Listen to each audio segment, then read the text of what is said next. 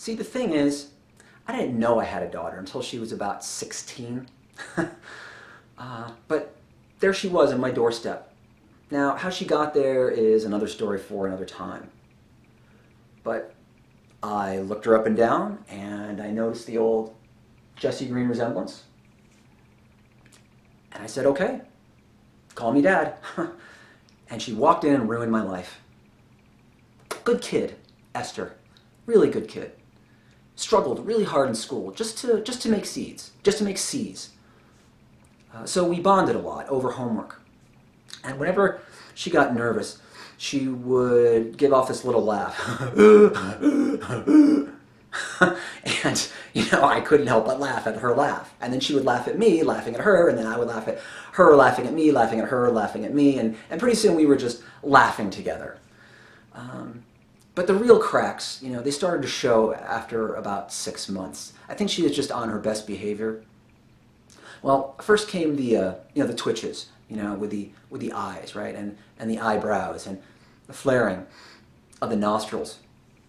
Now, I wouldn't have, paid it too much mind, except eventually it started to develop into tapping. Okay, wherever she would start, tapping the table, or whatever she had in her hand, she would tap her palm. It was a pencil or a knife or a fork or a spoon.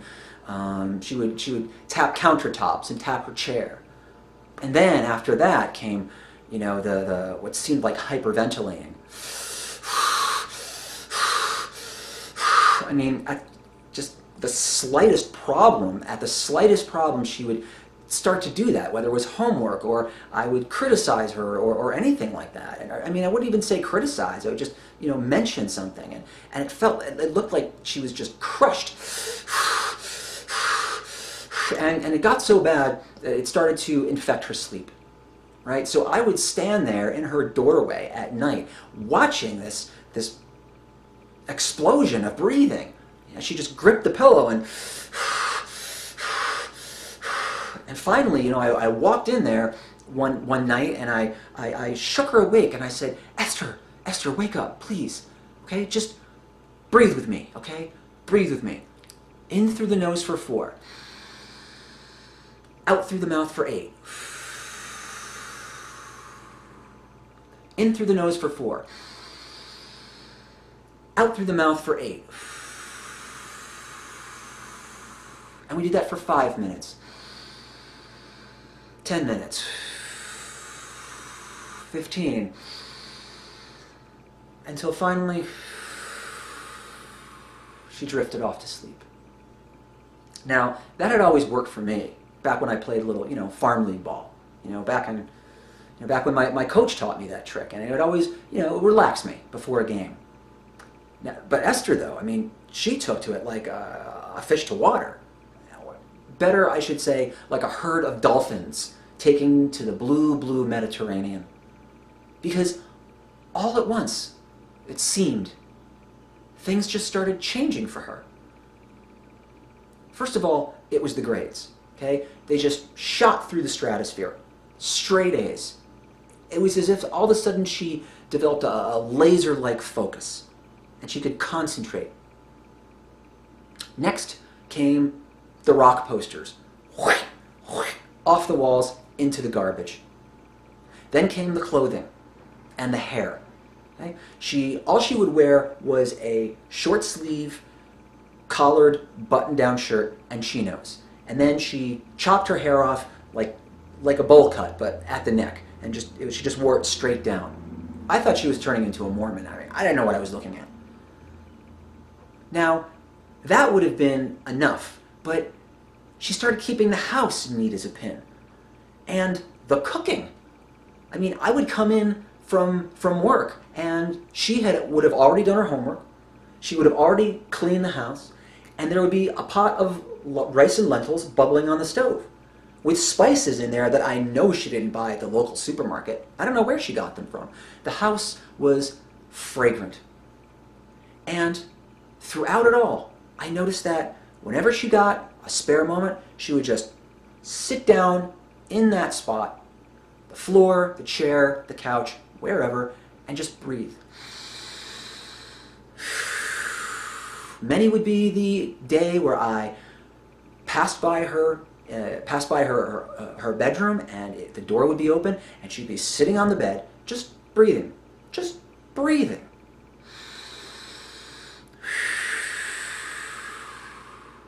And what could I say? I mean, she had cleaned up her act, though there was really nothing to clean up before.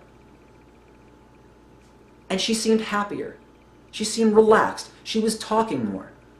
And this was so fascinating to me. We started to take these long walks and talks in the park.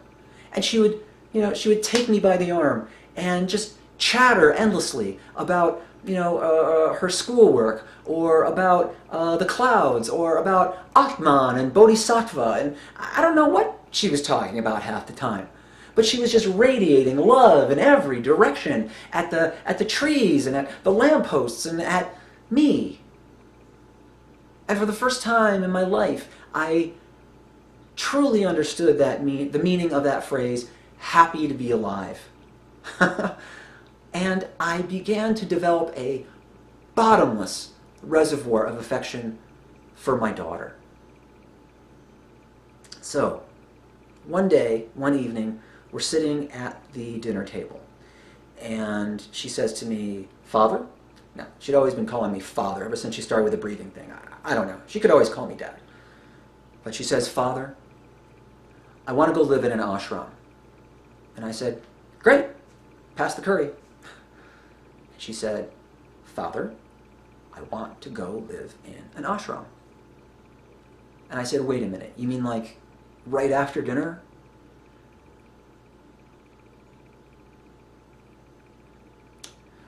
Well, I said, "Esther, we're not going to discuss this. You're nowhere near the end of senior year. Just stick it out, and then we'll talk about it then. All right?" And she said, "That's fine." And she stood up, went to the corner, faced me with her arms crossed, stood there and didn't move, just staring at me. Now, it's very difficult to continue eating dinner under those sorts of circumstances. I tried, but I put my fork down and I left the apartment to go eat at a restaurant. Well, I come back a couple hours later and I see that Esther hasn't moved. I say, "Esther, you're acting like a spoiled child. We're not going to discuss this. You aren't old enough to leave home yet." And you know what she says to me? "Is that an order?" And I was like, "No, it's just the way things are." And she just continued to stand there with her arms folded, saying nothing. Hey, I know enough not to fight. I just shrugged my shoulders and I went upstairs. I took a shower, cracked a book, and flipped on the TV. Well, at 3 a.m, I was still staring at the walls, unable to sleep. So, on a hunch, I went downstairs and I looked in the darkened dining room, and there Esther stood, in the same place I left her. She hadn't budged an inch. I said, "Esther, my God, what are you doing? You can't get your way just by acting like this. This is insane. What are you doing? You can't leave. You just can't." Is that an order? Where did this radical, rebellious frame of mind come from? I didn't know what to do. I didn't know. So I went back upstairs and I hid until it was 8 o'clock and it was time for me to go to work. So I dressed in my best power suit, and I put on my jewelry and my best watch, and I got my sturdiest briefcase, and I walked downstairs ready to do battle. And I walked into the dining room, and there Esther stood. She still hadn't moved. Her legs were trembling from the effort, but she just still hadn't moved. And me, I was all ready to fight and tell her that, tell her this is the way things are. You just have to obey me because I'm the father. But I broke down. I said, Esther, are you angry at me? She said, no, Father. Was it something that I said? Was it something that I did? Did I hurt you in some way? No, Father. I said, are you resentful for the times that, all the time that I was absent from your life? Please, just let me know. No, Father. Then what are you doing, Esther? You don't just walk into someone's life, upend it on its ass, and leave. You can't leave. You understand? You can't leave. Is that an order? And that was when I realized there was nothing left to discuss. I couldn't tell her not to leave. She'd already gone. My baby. My baby. She'd already left.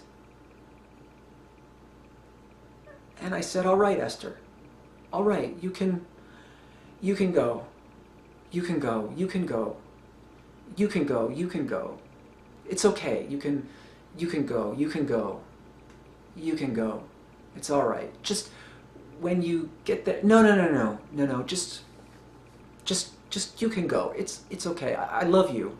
I love you. You can go. You can go. You can go. And I think I kind of blacked out because I don't even remember turning and leaving. The next thing I remember, I'm actually returning from work, putting my key in the keyhole and opening the door. And not a trace of her was left to mark her passage. Not a hair in the sink. Not a dish, not a dish left out of place. Not a ripple in the mattress. Nothing at all.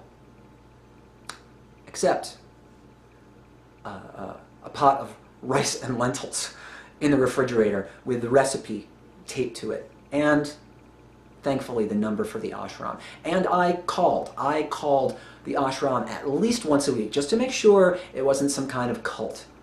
But she didn't act like she was in a cult. Whenever I called, she always came to the phone. And we talked. We talked as long as I wanted to. Well, she did most of the talking, right? About, the grounds, right? How she was keeping them, the gardens. And the lake that the monastery sat on. And how I'm learning so much, Father, so much. Once the abbess got on the phone with me, the head monk, the head female monk, and she said, Mr. Greene, your daughter is a most extraordinary teacher. We're very, very fortunate to have her. Well, that helped a little bit. It helped cut the loneliness, the despair, really. I didn't know what to do with myself. Well, I guess the answers sort of came. I found myself going out more. I found myself engaging with the world. Just going to the movies. Looking up old friends because I didn't have any. Slowly, by little, slowly, bit by slow, little bit, I began to creep out of my gray little life. And it wasn't just that Esther had left. It was also that I had started the breathing again myself.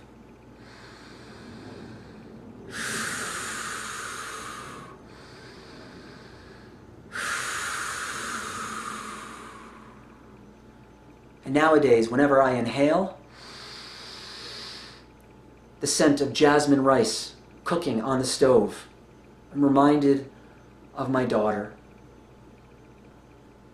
And I know now that, contrary to the way I used to see things, I know now that the universe is brimming with love and understanding.